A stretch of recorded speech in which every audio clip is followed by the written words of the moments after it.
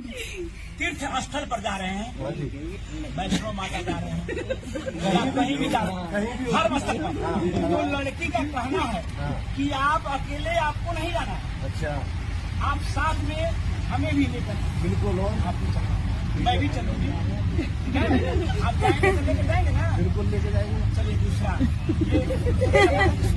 अब तीसरा मांग है लड़की का, तीसरा जी, यदि हमारे मायके मतलब यहाँ, यदि कोई खबर चला गया कि आना है आपको जल्दीबाजी में, चले आओ, आप उस वक्त घर पर नहीं हो, तो लड़की कह रही है कि उस वक्त मैं स्वतंत्र हूँ, बिना पूछे आपसे मैं अपने मायके आ सकती हूँ, उसमें कोई आपको आपत्ति नहीं? सुनो पापा, सुने कैसे वही वाली बात, एक सेकंड रुको तो।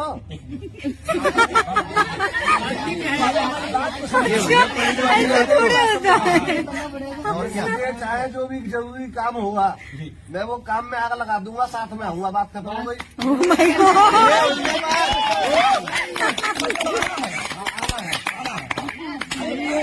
चलिए, लड़की का चौथा मांग है आपसे।